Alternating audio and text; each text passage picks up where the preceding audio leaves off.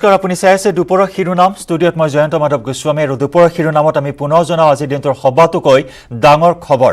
অৱশেষত এছআই নিযুক্তি কেলেংকাৰীৰ মূল খলনায়ক মাষ্টাৰ মাইণ্ড পি.কে. দত্তক গ্ৰেপ্তাৰ কৰা হৈছে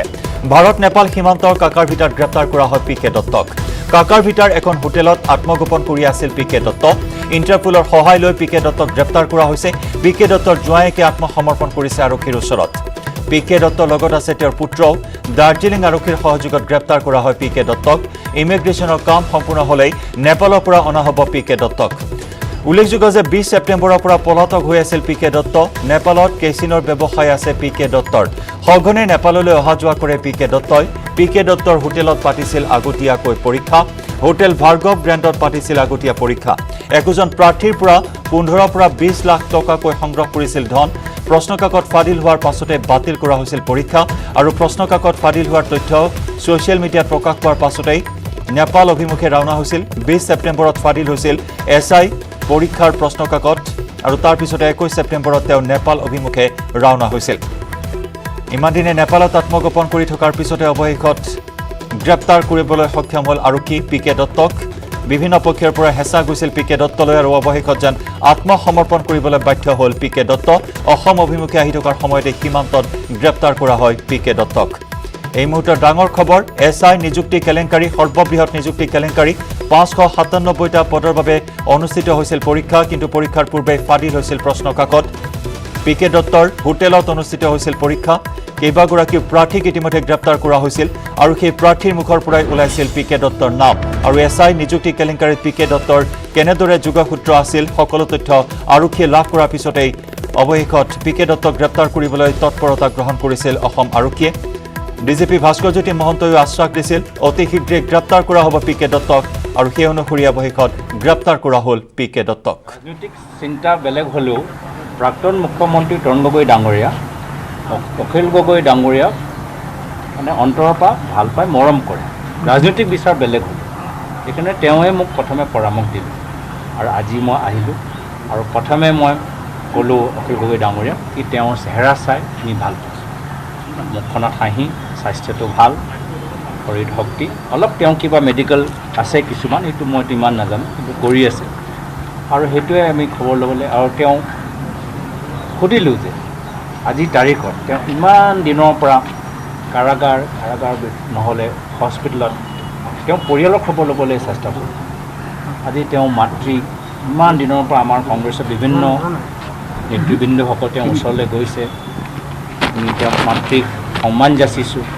শান্তি দিবলৈ বিচাৰিছোঁ কি আমিও সকলে চিন্তাত আছোঁ কি অখিলত কেতিয়া ৰিহাই কৰিব আৰু তেওঁ পৰিয়াল আৰু তেওঁ সৰু মানে ল'ৰাজনৰ বাবেও বাৰম্বাৰ আমাৰ চিন্তা যিহেতু ব্যক্তিগত ক্ষেত্ৰত আমাৰ কাৰোৰ লগত বেয়া নহয় ৰাজনৈতিক চিন্তা বেলেগ হ'ব পাৰে বিপৰীত হ'ব পাৰে কিন্তু ব্যক্তিগত ক্ষেত্ৰত আমি কাৰোৰ লগত বেয়া নহয় ময়ো কাৰোৰ লগত বেয়া নহয় তেওঁ পৰিয়ালৰ তেওঁ মাতৃ তেওঁ পৰিয়াল তেওঁ ল'ৰা তেওঁ নিজৰ ব্যক্তিগত স্বাস্থ্যৰ বাবে আৰু এইটো কথা ঠিক এইটো মই বাৰম্বাৰ ৰাজহুৱাভাৱেই কৈছোঁ কি আজি এটা ৰাজনৈতিক ষড়যন্ত্ৰ দ্বাৰা তেওঁক ভুলকৈ ইমান দিন কাৰাগাৰৰ ভিতৰত বা ইমান দিন পুলিচ কাষ্টিডিৰ ভিতৰত ৰখা গৈছে একো যুক্তি নাই একো তৰ্ক নাই ইয়াত মাত্ৰ এটা নিৰ্বাচনী এটা ষড়যন্ত্ৰ যিদৰে বিহাৰত লালু প্ৰসাদ যাদৱক আজি বিহাৰ ইলেকশ্যনলৈকে লালু প্ৰসাদ যাদৱক কাষ্টিডিত ৰাখিছে মই কৈছোঁ একে ৰাজনৈতিক ষড়যন্ত্ৰ ইয়াত কিন্তু মই যেতিয়া কৈছোঁ মই নিজৰ সমষ্টিত আমি যেতিয়া নিজৰ অঞ্চলত যাওঁ বোকাহাটলৈ যাওঁ গোলাঘাটলৈ যাওঁ আমাৰ খেতিয়ক ৰাইজে বা অঞ্চলৰ ৰাইজে মোকে কেতিয়াবা সোধে কি সাংসদ মহোদয় আপুনি আহিছে কিন্তু গুৱাহাটীত যে অখিল গগৈ ডাঙৰীয়া আছে তেওঁ খবৰ কি ভাবিছে মই ক'ব পাৰিম সেইকাৰণে বহুত আমাৰ মানুহৰ খেতিয়কসকলৰ বাস্তৱভাৱে এটা সন্মান তেওঁক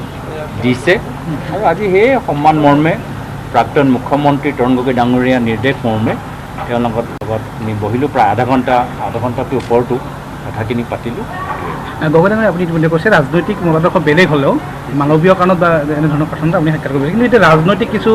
ডেভেলপমেণ্ট হৈছে তেওঁলোকে অখিল গগৈ ডাঙৰীয়া তেওঁলোকে নিজে এটা দল গঠন কৰিছে আৰু সকলোৰে এতিয়া লক্ষ্য উদ্দেশ্য একে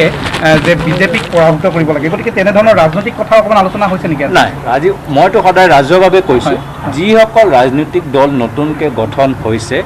সকলোৱে দল কাৰ বিৰোধী আন্দোলনৰ পৰা জন্ম হয় আৰু বিজেপি দলক বিশ্বাসঘাতক ৰাজনীতি আৰু অগপ দলৰ ক্ষমতালোভী ৰাজনীতি চাইহে জন্ম লৈছে এই ক্ষোভত জন্ম লৈছে এইখিনি ৰাজনৈতিক দলটো 15 বছৰ কংগ্ৰেছৰ কাৰ্যকালতো জন্ম হোৱা নাই আজি তাৰিখত কিয় জন্ম হৈছে যিহেতু কাৰ পৰিৱেশটো চাইছে য'ত যি দেখিছে অসম চুক্তি যে বাতিল কৰিছে বিজেপি যি দেখিছে যে অগপ ক্ষমতা লোভৰ কাৰণে নিজৰ অগপ কৰ্মীসকলক অগপ সমৰ্থকসকলক তো সেইকাৰণে আজি তাৰিখত তেওঁলোকে জন্ম লৈছে আজিৰ দিনৰ ৰাজনৈতিক পৰিৱেশত এইটো স্বাগতম জনাইছোঁ পিছত গৈ তেওঁলোকে নিজৰ দলৰ ভিতৰত আনুষ্ঠানিকভাৱে কি আলোচনা কৰে সেইটো তেওঁলোকৰ দলৰ কথা তাত আমাক সোমাবলৈ একো নাই তাত কিন্তু আহিছে আমি স্বাগতম কিন্তু আহ্বান জনাবনে আপোনালোকৰ লগত থাকিবৰ কাৰণে ৰাইজৰ দল তেওঁলোকে আলোচনা কৰি লওক মইতো সদায় কৈছোঁ কংগ্ৰেছ দল ক্ষমতালোভী দল নহয় কংগ্ৰেছ দল এটা বহল দল কংগ্ৰেছ দল ক্ষমতা থকা সময়তো অসমৰ ইতিহাসত যেতিয়া আমাৰ ক্ষমতা আছিলে তেতিয়াও আমি ক্ষমতাৰ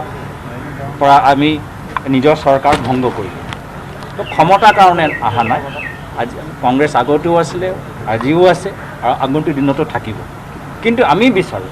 কি অসমৰ ৰাইজ বিশেষকৈ আমাৰ নিবনুৱা যুৱকসকল যি আজি SI কেলেংকাৰীত হতাশ হৈ গৈছে কি আজি ক'ভিডৰ সময়ত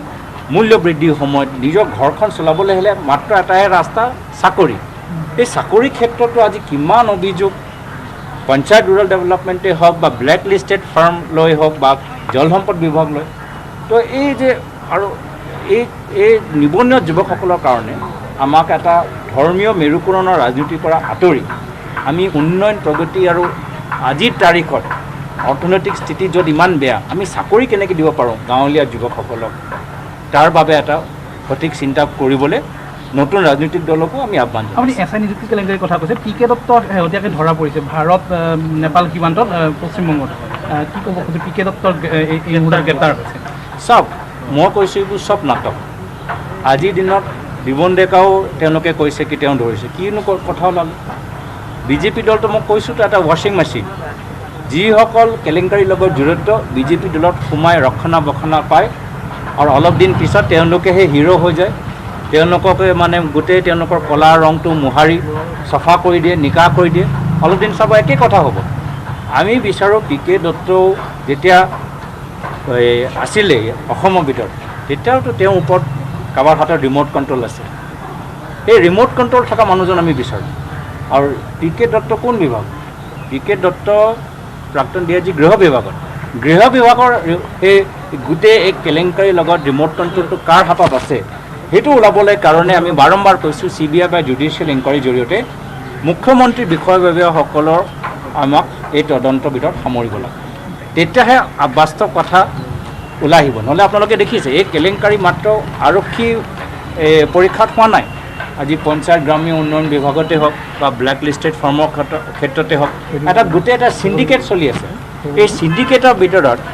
কোনোবা এটা মাষ্টাৰ মাইণ্ড আছে কোনোবা এটা ৰিম'ট কণ্ট্ৰল আছে খালি SIটো নহয় এই গোটেই তদন্ত হ'বলৈ হ'লে এটা আমাৰ এই বৰ্তমানৰ CID ওপৰত আমাৰ কথাটো আমি নিৰ্ভৰ কৰিব নোৱাৰোঁ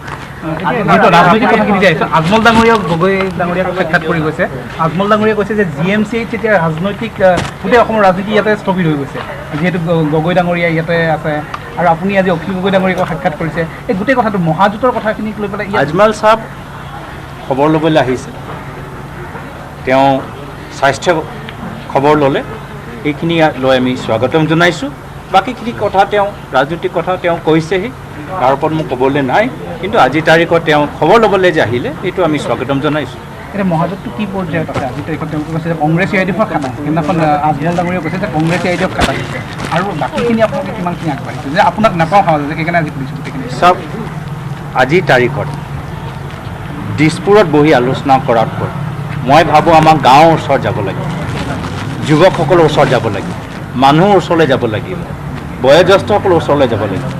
আজিৰ তাৰিখত আজি এনেকুৱা এটা অৱস্থা মাত্ৰ কংগ্ৰেছ UDF বা অন্য বা নতুনকৈ আঞ্চলিক দল সেইখিনিয়ে যে আজি ক্ষোভত আছে এইটো নাভাবিব বহুত মানুহ যিসকল বিজেপি সমৰ্থক আজি দেখিছে বিজেপি চৰিত্ৰ কেনেকৈ সলনি আছিল সাংসদ গৌৰৱ গগৈৰ প্ৰতিক্ৰিয়া এছআই নিযুক্তি কেলেংকাৰী সন্দৰ্ভতো তেওঁ প্ৰতিক্ৰিয়া প্ৰকাশ কৰিছে পি কে দত্তক গ্ৰেপ্তাৰ কৰিছে যদিও ইয়াৰ আঁৰত কোন জড়িত আছে কাৰ আশীৰ্বাদ পুষ্ট পি কে দত্ত এই সকলো তথ্য উদ্ঘাটন কৰিবলৈ তেওঁ দাবী উত্থাপন কৰিছে আৰু এই মুহূৰ্তৰ আন এক ব্ৰেকিং নিউজ এই মুহূৰ্তত আমি জনাওঁ শিলিগুৰিৰ আদালতত হাজিৰ কৰোৱা হ'ব পি কে দত্তক এই মুহূৰ্তৰ আন এক গুৰুত্বপূৰ্ণ খবৰ আমি জনাইছোঁ শিলিগুৰিৰ আদালতত হাজিৰ কৰোৱা হ'ব পি কে দত্তক ট্ৰেনজিট ৰিমাণ্ডৰ বাবে আবেদন কৰিব অসম আৰক্ষীয়ে ইতিমধ্যে অসম আৰক্ষীৰ এটা দল তাত বাহাৰ পাতি আছে আমি জনাইছোঁ এই মুহূৰ্তৰ ডাঙৰ খবৰ পি কে দত্তক গ্ৰেপ্তাৰ কৰাৰ পাছতেই শিলিগুৰিৰ আদালতত হাজিৰ কৰোৱা হ'ব পি কে দত্তক ট্ৰানজিট ৰিমাণ্ডৰ বাবে আবেদন কৰিব অসম আৰক্ষীয়ে ভাৰত নেপাল সীমান্তত পি কে দত্তক গ্ৰেপ্তাৰ কৰা হৈছে শিলিগুৰিৰ আদালতত কিছু সময় পিছতে হাজিৰ কৰোৱা হ'ব পি কে দত্তক এই মুহূৰ্তত আমাৰ হাতলৈ আহিছে এই খবৰ বিগত 21 ছেপ্টেম্বৰৰ পৰা আত্মগোপন কৰি আছিল নেপালত আৰু অৱশেষত গ্ৰেপ্তাৰ কৰা হ'ল পি কে দত্তক পি কে দত্তক সমঝি ল'বলৈ ইতিমধ্যে অসম আৰক্ষীৰ এটা দল ৰাওনা হৈছে সেই স্থানত বাহৰ পাতিছে আৰু কিছু সময় পিছতেই শিলিগুৰিৰ আদালতত হাজিৰ কৰোৱা হ'ব বিতৰ্কিত অৱসৰপ্ৰাপ্ত আৰক্ষী বিষয়া পি কে দত্তক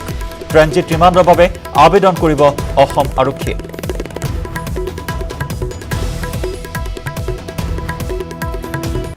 আৰু অৱশেষত বহু বিতৰ্কৰ পিছতে এছআই নিযুক্তি কেলেংকাৰীৰ মূল খলনায়ক পি কে দত্তক গ্ৰেপ্তাৰ কৰা হ'ল ভাৰত নেপাল সীমান্তৰ কাকাৰভিটাৰ পৰা গ্ৰেপ্তাৰ কৰা হয় পি কে দত্তক কাকাৰভিটাৰ এখন হোটেলত আত্মগোপন কৰি আছিল পি কে দত্ত লগত আছিল তেওঁৰ জোঁৱায়েক আৰু পুত্ৰ ইণ্টাৰপোলৰ সহায় লৈ পি কে দত্তক গ্ৰেপ্তাৰ কৰা হয় আৰু পি কে দত্তৰ জোঁৱায়েকেও আত্মসমৰ্পণ কৰিছে আৰক্ষীৰ ওচৰত সতীৰ্থ সাংবাদিক ভাস্কৰ জ্যোতি হাজৰিকাৰ সৈতে আমি যোগাযোগ স্থাপন কৰিছোঁ ভাস্কৰ প্ৰতি মুহূৰ্তৰ আপডেট আপুনি আমাক জনাই আহিছে আৰু অৱশেষত সৰ্ববৃহৎ এছআই নিযুক্তি কেলেংকাৰীৰ মূল মাষ্টাৰ মাইণ্ড মূল খলনায়ক পি কে দত্তক গ্ৰেপ্তাৰ কৰা হ'ল এই মুহূৰ্তত আৰু কি আপডেট আপুনি লাভ কৰিবলৈ সক্ষম হৈছে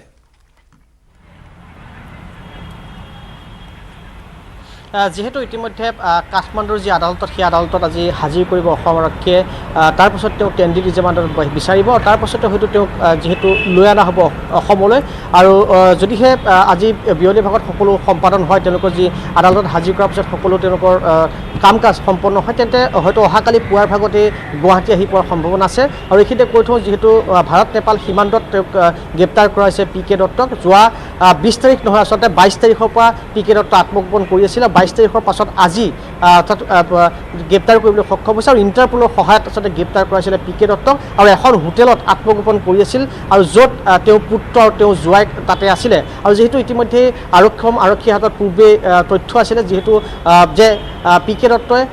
নেপালতে আচলতে আত্মগোপন কৰি থাকিব পাৰিব কাৰণ তাৰ বাহিৰে তেওঁ অন্য জেগাত যোৱাৰ কোনো বিকল্প নাই আৰু তেনে ক্ষেত্ৰত অসম আৰক্ষীয়ে এটা দল গৈ তাত বাহৰ পাতিছিল সীমান্তৰ বিভিন্ন অঞ্চলত অভিযান চলোৱা হৈছিলে আৰু অৱশেষত তেওঁলোকৰ ইণ্টাৰপোলৰ সহায়ত তেওঁক গ্ৰেপ্তাৰ কৰিবলৈ সক্ষম হৈছে হোটেলত বাহৰ পাতি থকা অৱস্থাত গ্ৰেপ্তাৰ কৰিবলৈ সক্ষম হৈছে আৰু দেখিবলৈ পোৱা গৈছে বা জানিব পাৰিছোঁ আমি তেওঁ জোঁৱায়েক আৰু তেওঁ পুত্ৰই আচলতে আত্মসমৰ্পণ কৰিছে যিহেতু তেওঁলোক আছিলে আৰু গোটেই কেলেংকাৰীটোৰ লগত হয়তো ক'ৰবাত নহয় ক'ৰবাত যেন তেওঁ পুত্ৰ আৰু তেওঁ জোঁৱায়েক সেয়াও আচলতে জড়িত হ'ব পাৰে যিহেতু তেওঁলোকেও আত্মসমৰ্পণ কৰিছে আৰু ইতিমধ্যে কৈছোঁ কাঠমাণ্ডুত বিয়লি যদি আদালতত হাজিৰ কৰাৰ পিছত তেওঁক লৈ অনাৰ ব্যৱস্থা কৰিব যিহেতু ভবা হৈছিলে হয়তো আজি নিশাৰ ভাগত গুৱাহাটী আহি পাবহি কিন্তু এটা কথা নিশ্চিত পায় অহাকালি পুৱাৰ ভাগতে হয়তো গুৱাহাটীত আহি পাবহি পি কে দত্তক যি আনিবলৈ যোৱা যিটো অসম আৰক্ষীৰ যিটো দল সেই দলটো আহি উপস্থিত হ'বহি আৰু তাৰ মাজতে ইতিমধ্যে কৈছোঁ যিহেতু ডাঙৰ বিষয়টো হৈছিলে জয়ন্ত যে যিদিনাখন পি কে দত্তৰ ঘৰত অভিযান চলাইছিল আৰক্ষীয়ে সেই অভিযানৰ কিন্তু পূৰ্বে আচলতে তেওঁ গম পাইছিলে আৰক্ষীয়ে যে অভিযান চলাব তেওঁৰ ঘৰত সেয়া তেওঁ আগতীয়াকৈ জানিছিল আৰু যাৰ বাবে তেওঁ পত্নী আৰু তেওঁ নিজেই আৰু তেওঁক ঘৰৰ পৰা আচলতে আৰক্ষী যোৱা পূৰ্বে পলায়ন কৰিছিলে আৰু তেওঁ পত্নীক ড্ৰাইভাৰজনে এখন গাড়ীত লৈ গৈছিলে আৰু তেওঁ নিজেই আচলতে আন এখন বাহনত গুচি গৈছিল আৰু যিহেতু তেওঁ পত্নীও আছে হয়তো পত্নী সম্পৰ্কত এই মুহূৰ্তলৈ অসম আৰক্ষীৰ ফালৰ পৰা পোৱা নাই কিন্তু অসম আৰক্ষীৰ ফালৰ পৰা নিশ্চিত তথ্য দিছে যে পি কে দত্তক তেওঁলোকে এখন হোটেলত আত্মগোপন কৰি থকা অৱস্থাত গ্ৰেপ্তাৰ কৰিবলৈ সক্ষম হৈছে সেয়া আটাইতকৈ ডাঙৰ খবৰ কাৰণ এ পি চিতকৈ ভয়াৱহ কেলেংকাৰী নিযুক্তি কেলেংকাৰী সংঘটিত হৈছিল এই এছ আই নিযুক্তি কেলেংকাৰী য'ত বহু ব্যাগুম লেটাৰ আমোলাৰ ইয়াত জড়িত আছে সেয়া নিশ্চিত হৈ তৰি গৈছে গতিকে তদন্ত প্ৰক্ৰিয়া যিধৰণে মুখ্যমন্ত্ৰীয়ে যি ধৰণৰ কঠোৰ নিৰ্দেশনা প্ৰদান কৰিছিল সেই নিৰ্দেশনা পূৰ্বে পাছৰ পৰা দেখিবলৈ পোৱা গৈছে অতি ক্ষিপ্ৰতাৰে তদন্ত প্ৰক্ৰিয়া আগবঢ়া হৈছিল আৰু যদিও বা দিবন ডেকাৰ প্ৰসংগত যদি আপুনি চাই দিবন ডেকাৰ প্ৰসংগত যদি চাই কাৰণ দিবন ডেকাক গ্ৰেপ্তাৰ কৰি যিহেতু জিম্মাত লৈছিলে 5 দিনৰ কিন্তু এই মুহূৰ্তলৈ আমি যিমান দূৰ জানো দিবন ডেকাৰ পৰা যিসমূহ তথ্য লাভ কৰিছে সেয়া কিন্তু অসম আৰক্ষীৰ ফালৰ পৰা কোনো ধৰণৰ ৰাজহুৱা কৰা নাই কাৰণ কি কাৰণত ৰাজহুৱা কৰা নাই সেয়া আটাইতকৈ ডাঙৰ বিষয় কিন্তু প্ৰশ্নটো হৈছে যিহেতু আজি যেতিয়া তেওঁক পি কে দত্তক লৈ অহা হ'ব পি কে দত্তকো পুনৰ তেওঁলোকক জিম্মাত ল'ব আৰু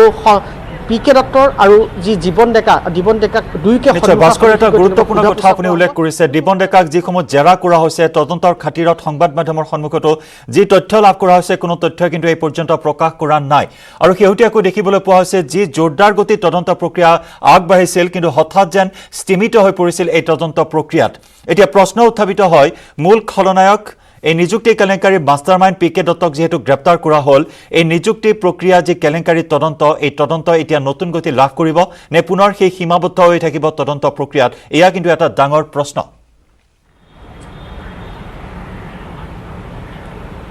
জয়ন্ত আপুনি যদি ভালদৰে মন কৰে চাওক যেতিয়া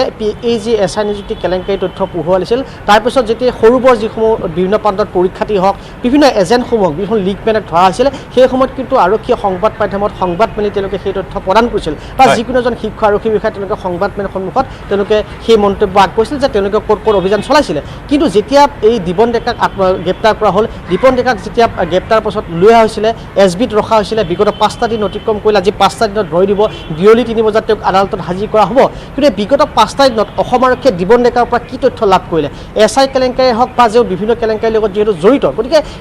এই 5টা দিনত অসম আৰক্ষীয়ে কি ধৰণৰ তথ্য লাভ কৰিলে কিন্তু সেয়া এই মুহূৰ্তত ৰাজহুৱা কৰা নাই যিটো প্ৰতিজন সচেতন ব্যক্তিয়ে বিচাৰিছে যে প্ৰকৃতাৰ্থত এই 5টা দিনৰ যি তদন্ত প্ৰক্ৰিয়া সেই তদন্ত প্ৰক্ৰিয়াতনো অসম আৰক্ষীয়ে কি লাভ কৰিলে যে দীপন ডেকাৰ পৰা যে আৰু কোন বিষয়া বা কোন আমোলা জড়িত হৈ আছে সেয়া আচলতে ৰাজহুৱা কৰক কিন্তু দুৰ্ভাগ্যৰ বিষয় ক'ৰবাত নহয় ক'ৰবাত যেন তদন্ত প্ৰক্ৰিয়া কিছু পৰিমাণে হ'লেও যেন এক বিপৰীত দিশে গতি কৰিছে সেয়া আচলতে বিভিন্নজনে প্ৰশ্ন তুলিছে তাৰ মাজতে যিহেতু পি কে দত্তক গ্ৰেপ্তাৰ কৰা আছে সেয়া অসম আৰক্ষীৰ বাবে ধন্যবাদ প্ৰাপ্ত নিশ্চয়কৈ যি নহওক কিন্তু পি কে দত্তক যেতিয়া লৈ অহা হ'ব তেতিয়া পি কে দত্তক যেতিয়া আৰক্ষীয়ে নিজৰ জিম্মাত ল'ব পি কে দত্তৰ পৰা কি তথ্য লাভ কৰিলে সেয়াও আচলতে যদি ৰাজহুৱা নকৰে সেয়া কিন্তু দুৰ্ভাগ্যৰ বিষয় হৈ পৰিব অৰ্থাৎ মুখ্যমন্ত্ৰীৰ যি নিৰ্দেশনা যে কঠোৰ নিৰ্দেশনা প্ৰেৰণ কৰিছে এই যি কেলেংকাৰীত কোনো ধৰণৰ লোক খাই যাব নোৱাৰিব যদিহে আচলতে তেওঁলোকক কি তথ্য লাভ কৰিছে সেই তথ্য সংবাদ মাধ্যমে আচলতে গম নাপায় বা সংবাদ মাধ্যমে আকৌ ৰাজহুৱা নকৰে কিন্তু সেয়া সৰ্বসাধাৰণে কোনো জ্ঞাত নহয় তেনে ক্ষেত্ৰত হয়তো আচলতে এই ক্ষেত্ৰত যে কি তথ্য লাভ কৰিছে তেওঁলোকৰ পৰা আৰু কোন বিষয় আমোলা জড়িত হৈ আছে এটা কথা নিশ্চিত এই যি কেলেংকাৰীত কিন্তু বহু ব্যাগম জ্যেষ্ঠ বিষয়া আমোলা বিষয়া জড়িত হৈ আছে সেয়া সকলোৱে জানে গতিকে প্ৰশ্ন উঠিছে যদিহে সেয়া তথ্য ৰাজহুৱা নকৰে তেনে ক্ষেত্ৰত কিন্তু সাধাৰণ ৰাইজে কেনেদৰে গম পাব ভাস্কৰ আৰক্ষী সঞ্চালক প্ৰধান ভাস্কৰ জ্যোতি মহন্তই হওক নতুবা মুখ্যমন্ত্ৰী সৰ্বানন্দ সোণোৱালে হওক কোনেও সাৰি যাব নোৱাৰে বুলি বাৰে বাৰে উল্লেখ কৰিছে সম্পূৰ্ণ স্বচ্ছ আৰু নিকা হ'ব তদন্ত প্ৰক্ৰিয়া এইখিনি কথা উল্লেখ কৰা হৈছে ভাস্কৰ আপুনি কিছু সময় আমাৰ সৈতে লাইনত থাকক আমি আহিম আপোনাৰ কাষলৈ জ্যোতিৰ্ময় চক্ৰৱৰ্তীৰ সৈতে আমি যোগাযোগ স্থাপন কৰিছোঁ জ্যোতিৰ্ময় অৱশেষত যিহেতু গ্ৰেপ্তাৰ কৰা হ'ল পি কে দত্তক জানিব পৰা হৈছে কিছু সময় পিছতে শিলিগুৰি আদালতত তেওঁক হাজিৰ কৰা হ'ব কিমান সময়ৰ প্ৰয়োজন হ'ব এই আনুষ্ঠানিকতা সম্পন্ন কৰিবলৈ অসম আৰক্ষীৰ হাতত তেওঁক অৰ্পণ কৰিবলৈ কিমান সময়ৰ প্ৰয়োজন হ'ব পাৰে জ্যোতিৰ্ময় নিশ্চয়কৈ জয়ন্ত যি কাকৰ ভিতৰ পৰা বা পানীটেংকিৰ পৰা নেপাল সীমান্তৰ পৰা শিলিগুৰিলৈ ইতিমধ্যে লৈ অহা হৈছে আৰু শিলিগুৰি আদালতত হাজিৰ কৰা হ'ব এই তথ্য আহি আছে আৰু এটা কথা কিন্তু এতিয়া এই মুহূৰ্তত আমি পাইছোঁ যিটো কোকৰাঝাৰৰ শ্ৰীৰামপুৰ যি সীমান্ত আছে সীমান্তত ইতিমধ্যে অসম আৰক্ষীৰ এটা ডাঙৰ দল ইতিমধ্যে পশ্চিমবংগত প্ৰৱেশ কৰিছে আৰু তেওঁলোকে তাত পশ্চিমবংগৰ পৰা পি কে দত্তক তাৰে পৰা DIG পি কে দত্তক তাৰে পৰা লৈ পেলাই তেওঁলোকে আহিব সেই তথ্য আমাৰ হাতত আহি পৰিছে কিন্তু এতিয়ালৈকে আৰক্ষীৰ তৰফৰ পৰা কোনো সূত্ৰ তেনেধৰণৰ কোনো আচলতে ইনফৰ্মেশ্যন এতিয়ালৈকে দিয়া হোৱা নাই কিন্তু আমি এইখিনি জানিব পাৰিছোঁ কোকৰাঝাৰৰ উচ্চস্তৰীয় আৰক্ষী বিষয়াসকল তেওঁলোকে ইতিমধ্যে পশ্চিমবংগত প্ৰৱেশ কৰিছে আৰু শ্ৰীৰামপুৰ সীমান্তদি আৰু তাৰ পৰা তেওঁলোকে শিলিগুৰিৰ পৰা DIG পি কে দত্তক লৈ আহিব সেই তথ্য আমাৰ হাতত পৰিছে আৰু এতিয়ালৈকে যিখিনি কথা কোৱা যায় যে শ্ৰীৰামপুৰ সীমান্তত যি আৰক্ষী বেষ্টনী আছে বা নিৰাপত্তা আছে সেয়া অধিক শক্তিশালী কৰা হৈছে আৰু কোনো ধৰণৰ যেনে তেওঁ পোনে তাৰে পৰা শিলিগুৰিৰ পৰা পোনে যেন গুৱাহাটীলৈ লৈ যোৱা হয় কোনো ধৰণৰ তাৰ ইণ্টাৰেকশ্যন নহয় আচল কথাটো সেই তাৰ কাৰণে নজৰ ৰখা হৈছে আৰু ইতিমধ্যে আমি এটা কথা পুনৰ কৈছোঁ যে কোকৰাঝাৰৰ আৰক্ষী উচ্চপদস্থ বিষয়া ইতিমধ্যে পশ্চিমবংগলৈ ৰাওনা হৈছে আৰু পশ্চিমবংগত গৈ যি দলটো আচলতে গৈছিল সেই দলটোক তেওঁলোকে তাৰে পৰা লৈ অহাৰ কাৰণে যিখিনি যাৱতীয় যি ব্যৱস্থাপনা আছে সেই ব্যৱস্থাপনা ইতিমধ্যে আৰম্ভ হৈছে জয়ন্ত নিশ্চয় জ্যোতিৰ্ময় এই মুহূৰ্তত জানিব বিচাৰিম অসম আৰক্ষীৰ কোনো দল উপস্থিত আছে নেকি সেই স্থানত পি কে দত্তক সমজি ল'বলৈ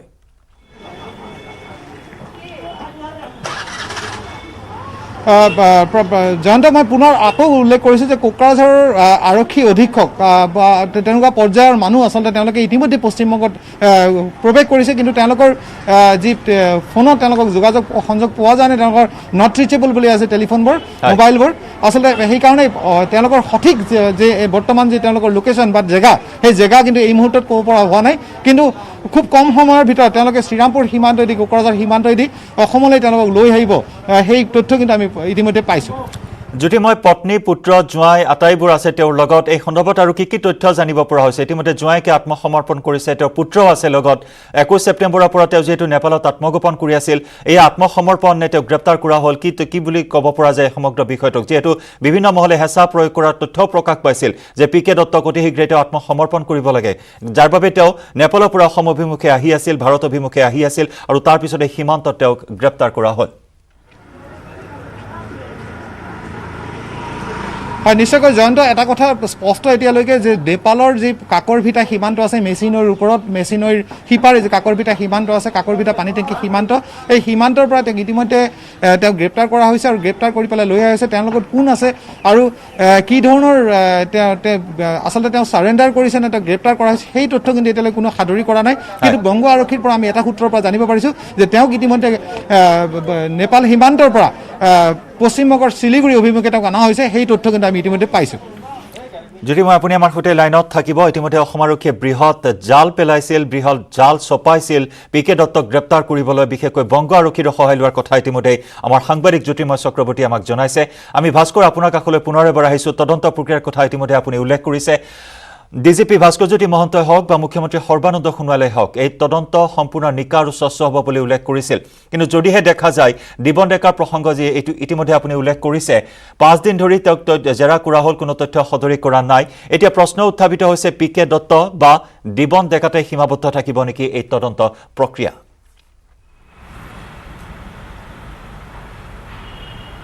সেয়া আচলতে বিৰোধীজনে বিভিন্নজনে আচলতে এই ক্ষেত্ৰত প্ৰশ্ন উত্থাপন কৰিছে কাৰণ বহুতে ক'ব বিচাৰিছে যে পিকে দত্তক যি ধৰণৰ গ্ৰেপ্তাৰ সেয়া গ্ৰেপ্তাৰ আচলতে এখন নাটক পিকে দত্তক ওপৰৰ পৰা আচলতে হেঁচা প্ৰয়োগ কৰাইছিল আৰক্ষীৰ শীৰ্ষ এগৰাকী বিষয়াই হেঁচা প্ৰয়োগ কৰিছিল তেওঁক আত্মসমৰ্পণ কৰিব একেদৰে দিবন ডেকাৰ ক্ষেত্ৰত ৰাজ্যিক বিজেপিৰ শীৰ্ষ নেতাই আচলতে তেওঁক বাৰে বাৰে আচলতে হেঁচা প্ৰয়োগ কৰাইছে যে তেওঁক যিকোনো মুহূৰ্তত তেওঁক ইয়াত আত্মসমৰ্পণ কৰিব লাগে এনেকুৱা ধৰণৰ বিভিন্ন ধৰণৰ কথা ওলাই আছে যিটো যদি সঁচা হয় সেয়া আচলতে দুৰ্ভাগ্যৰ বিষয় মুখ্যমন্ত্ৰীয়ে হওক বা আৰক্ষী সঞ্চালক প্ৰধানগৰাকীয়ে যি ধৰণৰ সঠিক তদন্তৰ আশ্বাস দি আছে সেই আশ্বাস কিন্তু যেন ভেকু ভাওনা সেয়া নিশ্চয়কৈ প্ৰতিপন্ন হ'ব কিন্তু যি নহওক এটা স্পষ্ট কথা যিহেতু 5টা দিনে দিবন ডেকাক জেৰা চলোৱা হ'ল 5টা দিনে জীৱন ডেকাৰ পৰা কি তথ্য পালে সেয়া আচলতে ৰাজহুৱা নকৰাটো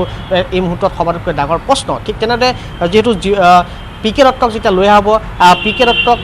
পৰা আৰক্ষীয়ে কি তথ্য লাভ কৰিলে বা কি তথ্য তেওঁৰ পৰা লাভ কৰিলে সেয়া যদি ৰাজহুৱা নকৰে তেনে ক্ষেত্ৰত কিন্তু এই যি ধৰণৰ আশ্বাস এই যি ধৰণৰ নিকাৰ যি প্ৰতিশ্ৰুতি যে নিকাভাৱে তেওঁলোকৰ যি তদন্ত প্ৰক্ৰিয়া আগবঢ়াই নিয়াৰ যি প্ৰতিশ্ৰুতি সেই প্ৰতিশ্ৰুতিটো কিন্তু ভেকু ভাওনা বুলি ইতিমধ্যে প্ৰতিপন্ন হ'ব গতিকে এই ক্ষেত্ৰত যিহেতু হয়তো কালিৰ ভিতৰত যিহেতু পিকে দত্তক আহিব জীৱন ডেকাক আজি বিয়লি ভাগত আদালতত হাজিৰ কৰিব তাৰপিছত পুনৰ তেওঁলোকে আৰক্ষীয়ে জিম্মাত বিচাৰিব গতিকে আশা কৰা আছে আৰু জীৱন ডেকা আৰু পিকে দত্তক দুয়োৰে যেতিয়া জেৰা চলোৱা হ'ব সেই জেলাৰ অন্তত তেওঁলোকে কি তথ্য পালে আচলতে এই যিটো চিণ্ডিকেট বা এই যিটো ৰেকেট সেই ৰেকেটটো কিমান আচলতে লোকৰ লৈ আচলতে প্ৰসাৰিত হৈ আছে কিমান আচলতে ব্যাগুম বিষয় ইয়াত জড়িত আছে সেই সকলোবোৰ ৰাজহুৱা কৰাটোহে আচলতে সকলোৱে বিচাৰিছে আচলতে ৰাজহুৱা হ'ব লাগে যে এই যি কেলেংকাৰী এই যি নিযুক্তি কেলেংকাৰীত কিমানো ব্যাগুম মানুহ বা কিমান নেতা আমোলা জড়িত আছে সকলোৱে জানক সকলো অসমবাসীৰ মুখত আচলতে ধৰা পেলাব লাগে সেইসকল ব্যক্তিক সেয়া সকলোৱে বিচাৰিছে যে এইবাৰ পৰা অন্তত যিসমূহ বিজ্ঞাপন ওলাব চৰকাৰী বিজ্ঞাপন ওলাব সেই বিজ্ঞাপন যাতে নিকা হয় আৰু যিসমূহ মেধাসম্পন্ন যিসমূহ পৰীক্ষাৰ্থী আছে সেই মেধাসম্পন্ন পৰীক্ষাৰ্থীসমূহ যাতে যিকোনো এই চৰকাৰী চাকৰি লাভ কৰে তাৰ বাবে অতি লক্ষণীয় হ'ব ভাস্কৰ ইয়াৰ পৰৱৰ্তী সময়ছোৱাত অতি লক্ষণীয় হ'ব তদন্ত প্ৰক্ৰিয়া কি গতি লাভ কৰে পিকে দত্তক অধিক জেৰা চলোৱা হ'ব আৰু পিকে দত্তৰ মুখৰ পৰা কাৰ নাম প্ৰকাশ পায় সেয়াও অত্যন্ত লক্ষণীয় হ'ব ভাস্কৰ আৰু জ্যোতিময় মুহূৰ্তত আপোনাক দুয়োগৰাকীক আমি ধন্যবাদ জ্ঞাপন কৰিছোঁ আমি পৰৱৰ্তী সময়ত পুনৰ সংযুক্ত হ'ম অধিক তথ্য লাভ কৰিবলৈ আৰু এই মুহূৰ্তত ডাঙৰ খবৰ আমি জনাই কৈছোঁ যে কিছু সময় পিছতেই শিলিগুৰি আদালতত হাজিৰ কৰা হ'ব আৰু ট্ৰানজিট ৰিমাণ্ডত বিচাৰিব আবেদন জনাব অসম আৰক্ষীয়ে আৰু পিকে দত্তক অসমলৈ অনাৰ পিছত এই তদন্ত প্ৰক্ৰিয়া কি গতি লাভ কৰে কি মূৰ লয় তাৰ বাবে এতিয়া সকলোৱে অপেক্ষা কৰা পৰিলক্ষিত হৈছে কিয়নো সৰ্ববৃহৎ এক নিযুক্তি কেলেংকাৰী 597টা পদৰ বাবে বাছনি পৰীক্ষা লিখিত পৰীক্ষা অনুষ্ঠিত হৈছিল কিন্তু প্ৰশ্নকাকত ফাদিল হৈছিল আৰু প্ৰশ্নকাকত ফাদিল হোৱাৰ পিছতেই পিকে দত্ত বা দিবন ডেকা কেনেভাৱে এই সমগ্ৰ নিযুক্তি প্ৰক্ৰিয়াৰ সৈতে জড়িত হৈ পৰিছিল তাৰ বিভিন্ন তথ্য বিস্ফোৰক চাঞ্চল্যকৰ তথ্য প্ৰকাশ পাইছিল গুৱাহাটী মহানগৰীৰ কেইবাখনো লজত আৰু কেইবাখনো বিলাসী হোটেলত পৰীক্ষা অনুষ্ঠিত কৰা হৈছিল আৰু এই পৰীক্ষাৰ সৈতে পিকে দত্ত কেনেদৰে যোগসূত্ৰ আছিল সকলো তথ্য প্ৰকাশ পাইছে আৰু তাৰ ভিত্তিতে পিকে দত্তক এই মুহূৰ্তত গ্ৰেপ্তাৰ কৰা হৈছে স্বাভাৱিকতে এতিয়া গুৰুত্বপূৰ্ণ বিষয় হ'ব তদন্ত প্ৰক্ৰিয়াই কি গতি লাভ কৰিব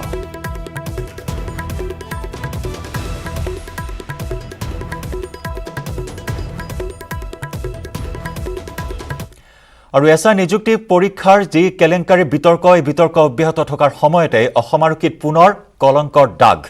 ধন দাবী কৰি গ্ৰেপ্তাৰ হ'ল এছআই দীপজ্যোতি দাস এজন ব্যক্তিৰ পৰা লৈছিল 1 লাখ টকাৰ উৎকোচ ডিব্ৰুগড়ৰ টেঙাখাট আৰক্ষী থানাত কৰ্মৰত দীপজ্যোতি দাস দীপজ্যোতিৰ পৰা আৰক্ষীয়ে জব্দ কৰে ইতিমধ্যে উৎকোচ লোৱা 1 লাখ নগদ ধন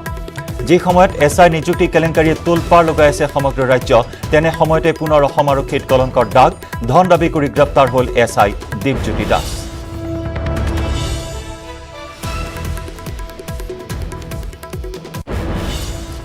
দুপৰৰ শিৰোনামত আমি খবৰৰ ধাৰা অব্যাহত ৰাখিম সময় হৈছে এটি চমু বাণিজ্যিক বিৰতিৰ